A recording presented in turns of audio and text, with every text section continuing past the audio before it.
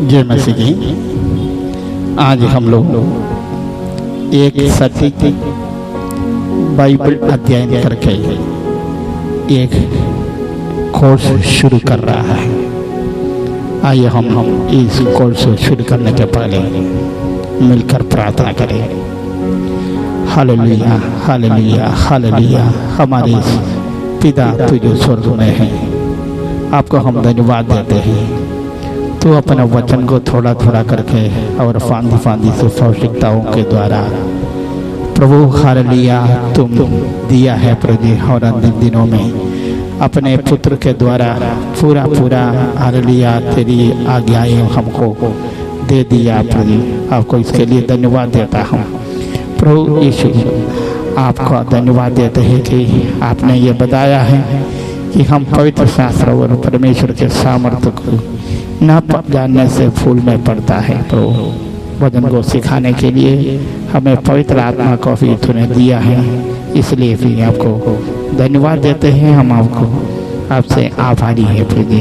जैसे तो ये मौज के मार्ग पर चलते अपने चेलों को प्रभु आंखों खुली, उसी प्रकार हमारे आंखों खोल ताकि हम पवित्र बाइबल की सच्चाई को सीख सको।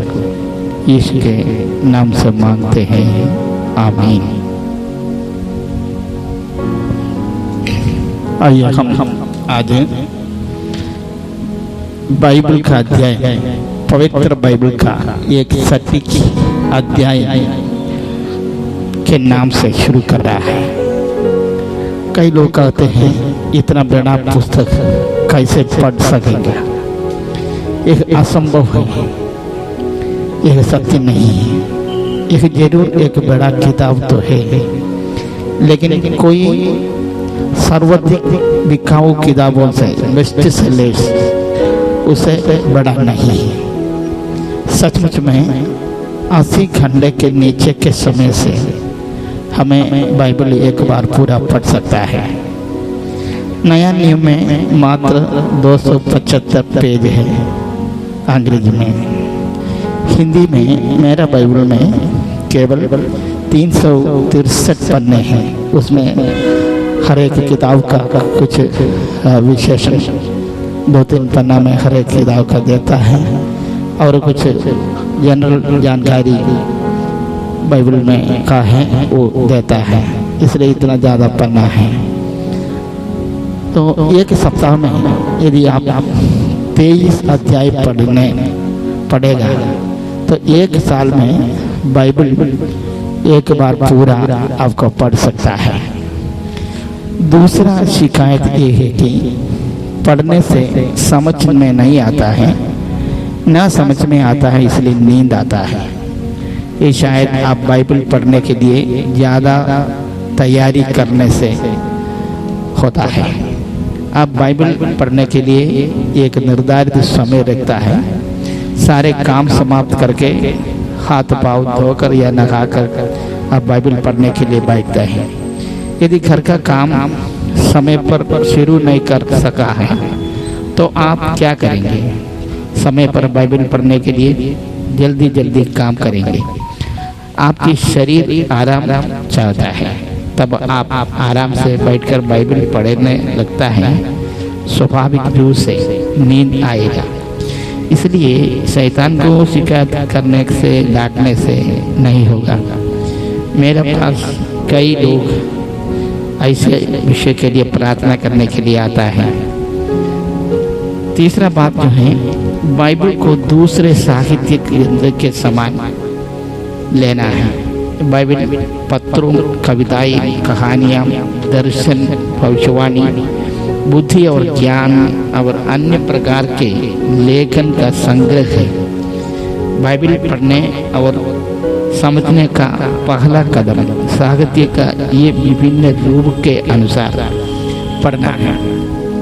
बाइबल पूरा पढ़े, छोटा छोटा भाग करके आप समझने का कोशिश मत करें। कम से कम आपको एक बार बाइबल आदि से अंत तक पढ़ना जरूरी है। छोटा छोटा खंड करके जो आंख बंद करके प्रार्थना करके जो खोलते हैं, जो मिलते हैं, उसको पढ़ने से आपको बाइबल समझ में नहीं आएगा। उससे बहुत सारा नुकसान, बहुत सारा खतरा भी होते हैं। बाद में हम लोग इसके बारे में चर्चा करेंगे। बाइबल एक किताब है। ये सब किताब 66 किताब मिलके परमेश्वर की खदा और बिगड़ा हुआ संसार को फिर से सही करने का योजना है। बाइबल की कहानी एक नाटक जैसे है। कथा पढ़ने के लिए है, नाटक जीने के लिए है, प्रदर्शन करने के लिए है। बाइबल किताब की पन्ने पर ना रहना चाहिए। नाटक सक्रिय कहानी है। बाइबल इसलिए लिखा है हम उसकी कहानी पर प्रवेश करें। इसका मतलब इसका जीवन जीना है। एक बात ध्यान रखें, बाइबल की कहानी अभी तक समाप्त नहीं हुआ है। हम सभी के मुक्ति और नया सृजन तक ये कहानी चलती रहेगी। अपनी भूमिका निभाने के लिए आमंत्रित किया जाता है। इसलिए इस बाइबल नाटक में आपका स्वागत करते हैं। परमेश्वर आपके जीवन और एक संसार को कैसे नया बनता है, परमेश्वर खुद आपको अपने वचन में काम पर लगाना चाहता है। हम आपको एक वचन पढ़ने के लिए चाहता हूँ। यदि आप मेरे साथ बाइबल खोल सकता है तो बाइबल खोलिए। हम लोग मत्ती रचित सुसमाचार 22 अध्याय का 29 वचन पढ़ेंगे। यीशु ने उन्हें उत्तर दिया, तुम पवित्र शास्त्र और परमेश्वर की सामर्थ्य नहीं जानते, इस कारण भूल में पड़े हो। इधर हम लोग देखे हैं प्रभु यीशु मसीह खुद अपने चेलों से बोले हैं, पवित्र शास्त्र का और परमेश्वर की सामर्थ्य को समान रूप से समझना चाहिए, समझना जरूरी है। एक और पद हम लोग पढ़ेंगे, लूका रचित 24 अध्याय का 31 वचन। तब उनकी आंखें खुल गई और उन्होंने उसे पहचान लिया और वह उनकी आंखों से छिप गया। हम लोगों को पवित्र आत्मा की सहायता से ही सीख सकता है। इसलिए यह पवित्र आत्मा आपकी आंखें खोलने के लिए प्रार्थना करना चाहिए। वचनकार 119 का 18 में एक प्रार्थना करते हैं, वो भी हम लोग सुनेंगे। मेरी आंखें खोल दे कि मैं तेरी व्यवस्था की अद्भुत बातें देख सकूं।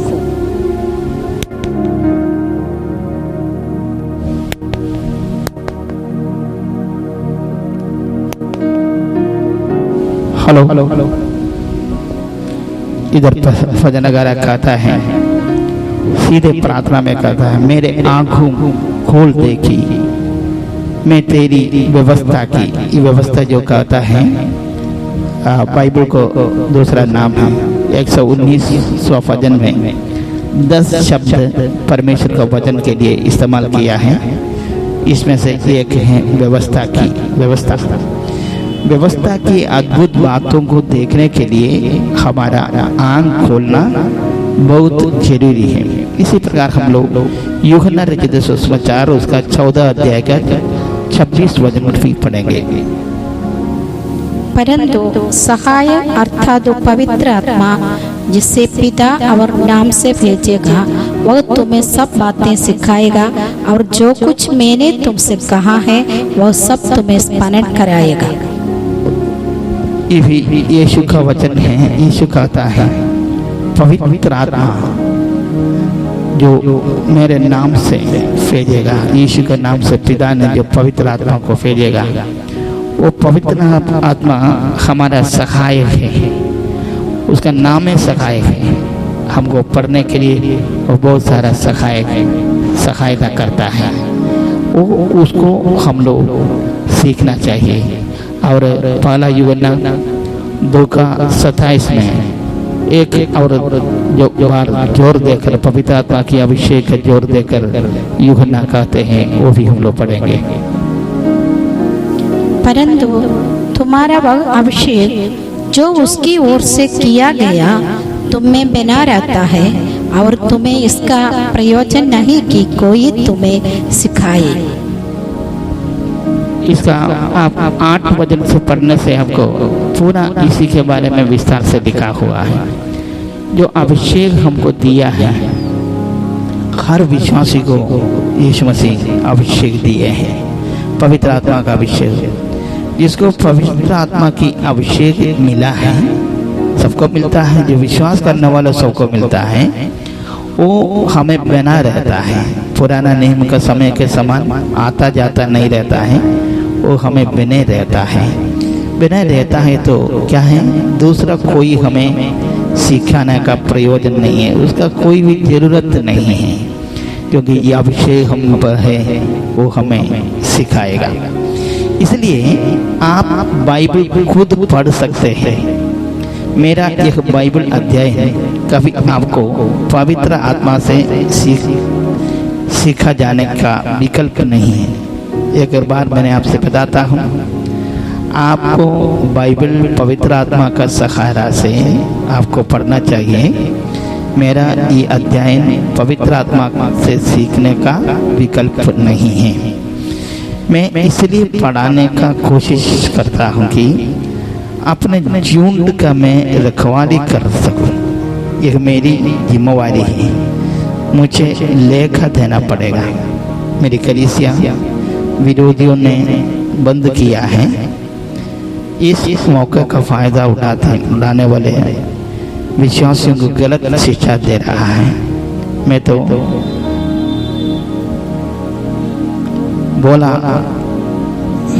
मैं चेला बनाना चाहता हूँ, लेकिन जो आते हैं वो क्रिश्चियन धर्म का अंग बनाना चाहते हैं। एक बार जो सब छोड़कर बाइबल के आधार पर जीवन बिताते थे, उपदेश देते थे, कलीसिया चलते थे, उसमें से बहुत लोग वापस जाकर जो है जो मसीह धर्म का प्रचार करना चाहते हैं। और मैं तो चेला बनाना चाहता हूँ। जो वापस गया है, उनका ये विचार है, उनका कोशिश है विश्वासियों को भी वापस ले जाए। इसलिए मैंने ऑनलाइन में क्लास ले रखा हूँ, क्योंकि कलीसिया हम लोग एक साथ इकट्ठे नहीं हो रहा है, तो इसलिए ऑनलाइन में क्लास लेता हूँ। आपको भी इसको फ़ायदा उठा सकते हैं, आपको इस्तेमाल कर सकते हैं। इसलिए मैं इस लेसन को, इस अध्ययन को मैं इंटरनेट में प्रचार करना चाहता हूँ। आप सीधे परमेश्वर से पवित्र आत्मा के द्वारा सीख सकते हैं, इसमें कोई संदेह नहीं है।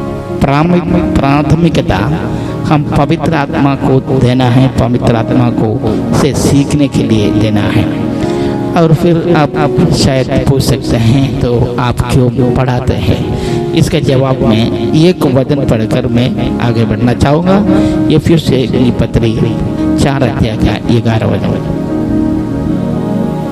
उसने कुछ को प्रेरित नियुक्त करके और कुछ को भविष्यवक्ता नियुक्त करके और कुछ को सुसमाचार सुनाने वाला नियुक्त करके और कुछ को रखवाले और उपदेश नियुक्त करके दे दिया।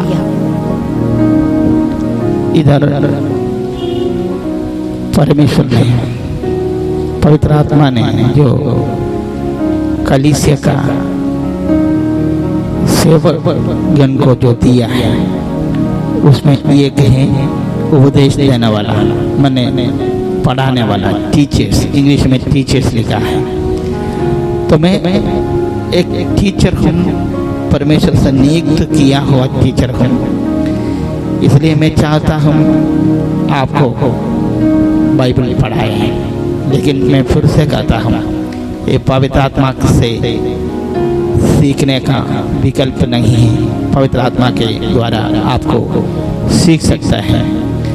अगर हम परमेश्वर से नियुक्त किया हुआ एक अध्यापक का अभिषेक मुझ पर होने से मैं चाहता हूँ मैं परमेश्वर का वचन आपको सिखा सकूं। पहले हम बाइबल का इस अध्ययन का विवरण आपको देना चाहता हूँ। ये बाइबल अध्ययन में हम लोग पहले एक प्रवेशिका सीखेंगे, उसके बाद उत्पत्ति से लेकर प्रकाशित वाक्य तक हर एक पुस्तक को सीखेंगे। पहला एक कुल मिलकर चित्र हमको देंगे। हमारा ये अध्ययन में 3 भाग होंगे। पहले भाग में हम बाइबल की प्रवेशिका जैसे मोनेवेला सिखाएंगे, उसमें बाइबल की रचना, भाषांतरण और वितरण और इत्यादि बातें को हम लोग सीखेंगे। दूसरा भाग में बाइबल संक्षिप्त में पढ़ेंगे। इसके लिए हम बाइबल को 12 युग में बांट करके सीखेंगे, जैसे सृष्टि युग, कुलपति युग, निर्गमन युग, न्याय युग, राजा युग, निर्वासन युग, चुप्पी युग, मौन युग, सुसमाचार युग,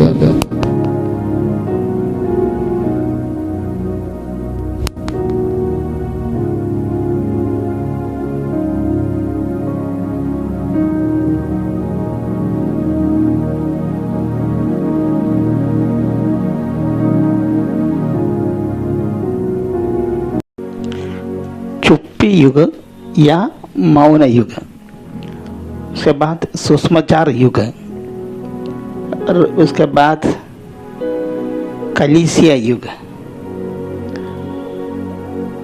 और उसके बाद यीशु मसीह का दूसरा आगमन, उसके बाद नित्य जीवन या नित्य युग। तीसरा भाग में हम उत्पत्ति से लेकर प्रकाशित वाक्य तक की मुख्य बातें सीखेंगे। जब दूसरा भाग पढ़ चुकेंगे, आपको बाइबल का भूमिका समझ पाएंगे।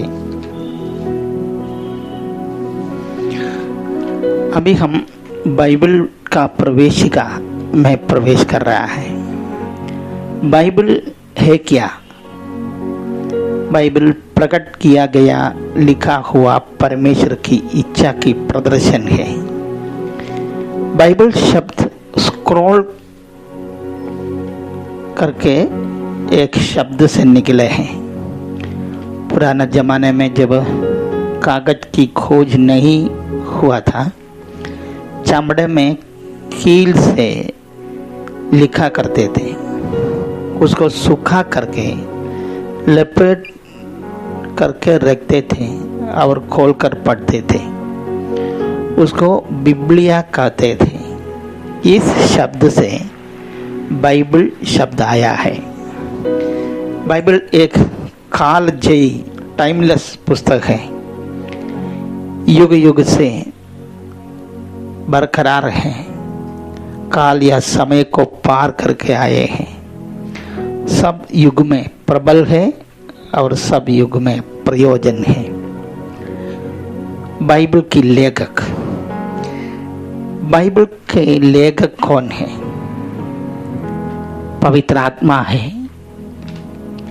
यशायाह नबी का किताब उसका 34 अध्याय का 16 वचन इसका सूचना देता है बाइबल कैसे मिला है। हम लोग उस वचन को पढ़ेंगे। यहोवा की पुस्तक से ढूंढकर पढ़ो, इनमें से एक भी बात बिना पूरा हुए ना रहेगी, कोई बिना जोड़ा ना रहेगा, क्योंकि मैंने अपने मुंह से एक आज्ञा दी है और उसी की आत्मा ने उन्हें इकट्ठा किया है। यह पुस्तक अपने आप को यहोवा की पुस्तक कहते हैं। अभी हम लोग दूसरा पत्रोस पहला अध्याय का 21 वचन पढ़ेंगे। क्योंकि कोई भी भविष्यवाणी मनुष्य की इच्छा से कभी नहीं हुई, पर भक्त जन पवित्र आत्मा के द्वारा उभारे जाकर परमेश्वर की ओर से बोलते थे। परमेश्वर अपने मुंह से एक आज्ञा दी और पवित्र जन जो है उसको लिखा है। अभी हम लोग दूसरा तीमुथियुस 3 का 16-17 वचन पढ़ेंगे। संपूर्ण पवित्र शास्त्र परमेश्वर की प्रेरणा से रचा गया है और उपदेश और समझाने और सुधारने और धार्मिकता की शिक्षा के लिए लाभदायक है, ताकि परमेश्वर का जन सिद्ध बनो और हर एक भले काम के लिए तत्पर हो जाए। मनुष्य को संपूर्ण या सक्षम, एक उत्तम, बिल्कुल या सही बनाने के लिए बाइबल है। गिरे हुओं को उठाता है, फड़के हुओं को या खोए हुओं को मार्ग दिखाता है। यह वचन कैसे लाभदायक बनते हैं, अभी जो वचन हम लोग पढ़े हैं उसमें लिखा है, वो हमें उपदेश देता है, समझाता है, सुधारता है, धार्मिकता की शिक्षा देता है। बाइबल जानकारी प्राप्त करने के लिए नहीं, परिवर्तन या रूपांतर या बदलाव के लिए पढ़ा जाना चाहिए। कैसे परिवर्तन करता है? एक लक्ष्य से, एक इरादा से पढ़े तब। मैं बाइबल पढ़ा हूँ कहने के लिए पढ़ने से नहीं, आत्म संतृप्ति के लिए पढ़ने से भी नहीं है। गंभीरता से पढ़ना है, एक लक्ष्य से पढ़ना है। रूपांतर, बदलाव हमारा लक्ष्य होना चाहिए। बाइबल हमें प्रेरणा देगा, प्रेरणा के लिए लाभदायक है, सुधारेगा, हमें फटकार लगाएगा। बाइबल एक पुस्तक है, पुस्तक के लिए विषय अनिवार्य है। यह किताब का विषय वस्तु यीशु मसीह है। प्रत्येक पन्ना में यीशु मसीह है। पुराना नियम में परछाई के रूप में, नया नियम में असली वस्तु है। पुराने नियम में प्रतीकात्मक है, नया नियम में असली है। दूसरा तीमुथियुस 3 का 16 वचन बाइबल की विषय को दर्शाता है। यह एक कविता के तरह है।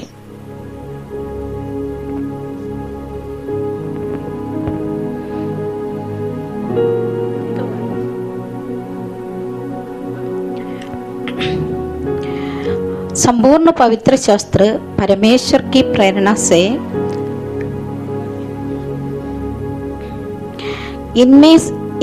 इसमें संदेह नहीं कि भक्ति का भेद गंभीर है, अर्थात वह जो शरीर में प्रकट हुआ, आत्मा में धर्मी ठहरा, स्वर्गदूतों को दिखाई दिया, अन्य जातियों में उसका प्रचार हुआ, जगत में उस पर विश्वास किया गया और महिमा में ऊपर उठाया गया। पूरा बाइबल यह बताती है। हम लोग अभी जो पढ़े हैं पहला तीमुथियुस 3 का 16 है। पहले हम लोग पढ़े हैं दूसरा तीमुथियुस 3 का 16-17।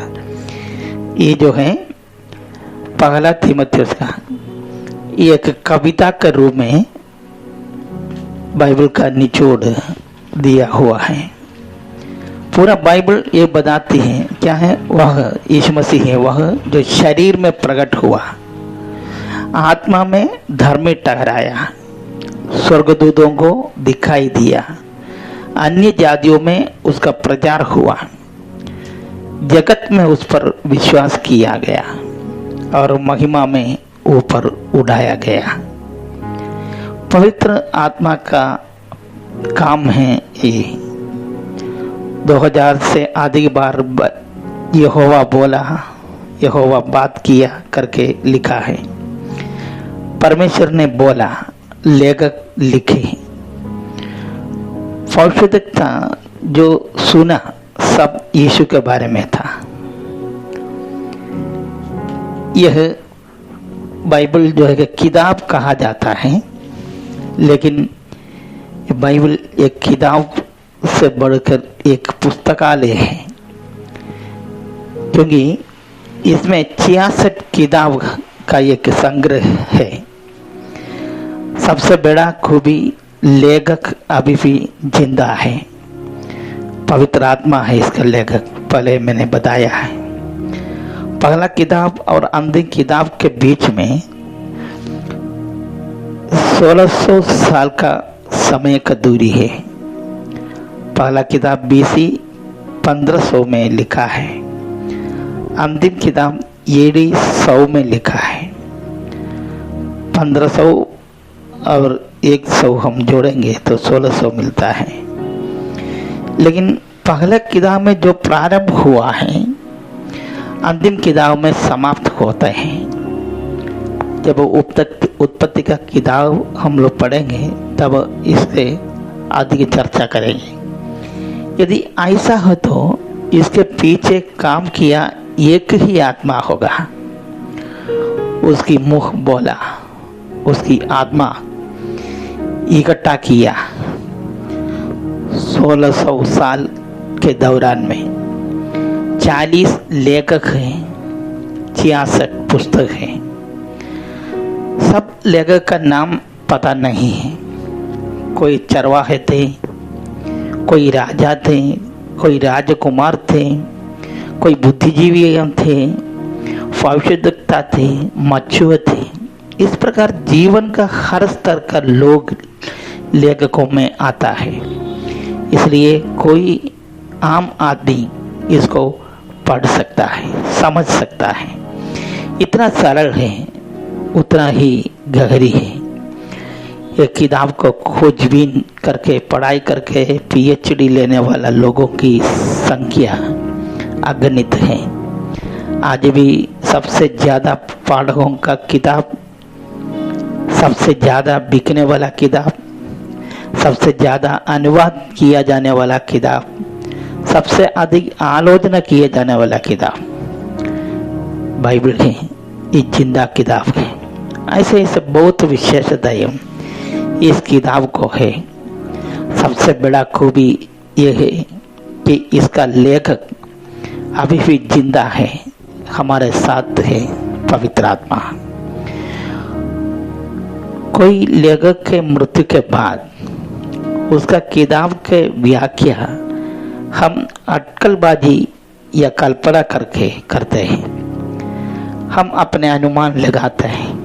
लेकिन बाइबल के लेखक जिंदा रहने से हमें आज भी वो बता देता है। 66 पुस्तकों का इस संग्रह को 2 भाग है, पुराना नियम और नया नियम। पुराना नियम में 39 किताब है और नया नियम में 27 किताब है। पुराना नियम यीशु मसीह के आने के पहले का नियम या समझौता है जो परमेश्वर मनुष्य से किया है। नया नियम यीशु का आगमन के बाद का है। दोनों के अंदर क्या है? पुराना नियम मिटा या रद्द करके नया नियम नहीं लिखा है। ऐसे तर्क करने वाला भी हम लोग को मिलते हैं कि पुराना नियम का परमेश्वर नया नियम का परमेश्वर नहीं है। दोनों के बीच में बहुत अंतर है।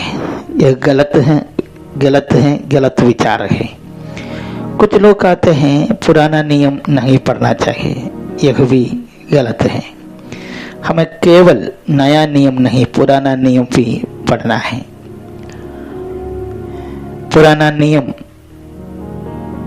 क्या है, नया नियम क्या है? हम लोग एक वचन में हमको इसको मिलता है। यूहन्ना का सुसमाचार उसका पहला अध्याय का 17 वचन। इसलिए ही व्यवस्था तो मूसा के द्वारा दी गई, परंतु अनुग्रह और सच्चाई यीशु मसीह के द्वारा पहुंची। व्यवस्था तो मूसा के द्वारा दी गई, यह पुराना नियम है।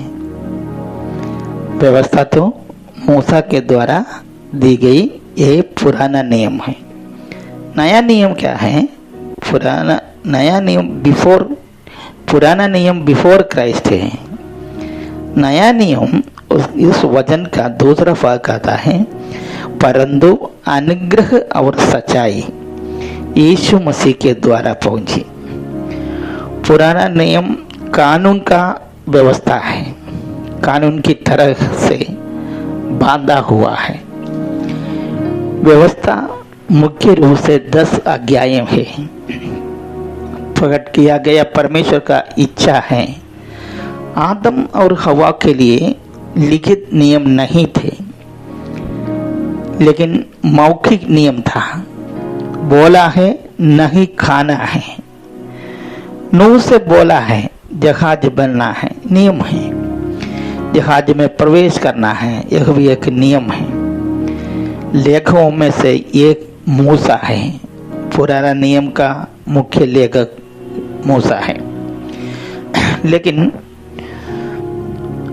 कानून का व्यवस्था उसको मानने के लिए और जीवन पाने के लिए असंभव था। परमेश्वर समझा, परमेश्वर पहले से समझाता है, क्योंकि परमेश्वर सब कुछ जानते हैं। लेकिन मनुष्य को ये समझाने के लिए परमेश्वर ने दिया है। जब मनुष्य को समझ में आया है तो परमेश्वर ने उससे अनुग्रह और सच्चाई से बाजा बांधा है। ये नया नियम जो है या अनुग्रह और सच्चाई यीशु मसीह के द्वारा आया है। मूसा का द्वारा पुराना नियम आया है, जो व्यवस्था है। जो उसको मानेगा वो जीवित रहेगा। यीशु मसीह द्वारा आया है अनुग्रह और सच्चाई। ये नया नियम है। नया नियम अनुग्रह की वाचा है। नया नियम कृपा और करुणा का वाचा है। सिर्फ अनुग्रह ही नहीं, सच्चाई भी आया है। सच्चाई थोड़ा भी नहीं बदला है। सच्चाई को मानने के लिए अनुग्रह की हस्तक्षेप हुआ है। अनुग्रह जब आया, हमें पवित्र आत्मा की उपस्थिति महसूस करने लगा। जो असंभव है वह संभव हुआ है। अभी हम अपने से कर नहीं रहा है। पवित्र आत्मा हमारे अंदर से करा रहा है। पुराना नियम में ही इस प्रकार करने के बारे में कहा गया है। हम लोग वचन जो पढ़ेंगे यिर्मयाह की किताब का 31 से लेकर 33 तक, खाली 33 तक वचन अभी पढ़ेंगे। परंतु जो वाचा में उन दिनों के बाद इस्राएल के घराने से बांधूंगा वह यह है, मैं अपनी व्यवस्था उनके मन में समाऊंगा और उसे उनके हृदय पर लिखूंगा, और मैं उनका परमेश्वर ठहरूंगा और वे मेरी प्रजा ठहरेंगे। यहोवा की यह वाणी है। 31 वचन से जब हम लोग पढ़ेंगे तो हम लोग देख लेंगे, फिर यहोवा का यह वाणी है, सुन, ऐसा दिन आने वाला है जब मैं इस्राएल और यहूदा के घराने से नई वाचा बांधूंगा। वह उस वाचा के समान नहीं होगी जो मैंने उसके पुरखों से उस समय बांधी थी, जब मैं उनका हाथ पकड़कर उन्हें मिस्र देश से निकाल लाया। क्योंकि यद्यपि मैं उसका पति था, तभी उन्होंने मेरे साथ वह वाचा तोड़ डाली। और जो हम लोग 33 वचन पढ़ते हैं, परंतु जो वाचा मैं उन दिनों के बाद इस्राएल के घराने से बांधूंगा वह यह है, मैं उसकी व्यवस्था उनके मन में समाऊंगा और उसे उनके हृदय पर लिखूंगा और मैं उनका परमेश्वर रहूंगा और वे मेरी प्रजा ठहरेंगे। यहोवा का यह वाणी है। जब पुराने नियम में हम लोग देखते हैं, मूसा के द्वारा बताया है, सारे नियम देकर बोले हैं, जब तुम इसको मानोगे मैं तुम्हारा परमेश्वर ठहरूंगा, तुम मेरी प्रजा ठहरेगी। लेकिन इधर ऐसा नहीं बोला है। इधर लिखा है पुराना नियम में जो मूसा के हाथ में लिख कर दिया है। यदि बाजार जाते हैं तो सामान किनने के लिए नियम दिया था, फलाना सामान नहीं लेना है, तो उनको उस नियम का जो पट्टी है, नियम का जो किताब है, चमड़ा में लिख कर लिपेट कर रखा है, उसको लेकर जाना था। उसको व्याख्या करने वाला था, वो बताते हैं कैसे करना है। इस 10 आज्ञा के आधार पर 600 से ज़्यादा नियम उसका जो प्रैक्टिकल लाइफ में किया है, तो उसके अनुसार करना था, तब वो परमेश्वर उनका ठहरेगा, तो प्रजा ठहरेंगे। लेकिन इधर यहोवा ऐसा नहीं कहता है। इधर क्या कहता है? नया मन दूंगा, नई आत्मा उत्पन्न करूंगा। ये हम लोग पढ़ते हैं सीधे यजकियल का किताब, उसका 36 का 26 वचन पढ़ेंगे। मैं तुमको नया मन दूंगा और तुम्हारे भीतर नई आत्मा उत्पन्न करूंगा और तुम्हारी देह में से पत्थर का हृदय निकालकर तुमको मांस का हृदय दूंगा। तो इधर 2-3 बात आप ध्यान दिए होंगे। नया मन दूंगा, नई आत्मा उत्पन्न करूंगा, पत्थर का हृदय हटाकर मांस का हृदय दूंगा। नियम वही है, पवित्र आत्मा देकर उसको मानने का सामर्थ्य हमें दिया है। वेद शास्त्र में या थियोलॉजी में इसको अनुग्रह युग कहते हैं। नया नियम में हम अनुग्रह के अधीन में रहते हैं। पुराना नियम में सिर्फ नियम था, नया नियम में नियम के साथ अनुग्रह भी दिया है, अनुग्रह भी आया है। पुराना नियम में 39 पुस्तक है, लेकिन उसमें थोड़ा भी अनुग्रह नहीं। नया नियम में 27 किताब है। अनुग्रह कैसे काम करता है ये हमें सिखाता है। आगे ये क्लास इधर समाप्त करते हैं। हम लोग अगले क्लास में अध्याय और वचन में कैसे बाइबल विभाजन हुआ इसके बारे में पढ़ेंगे। प्रभु आप सबको आशीष दे।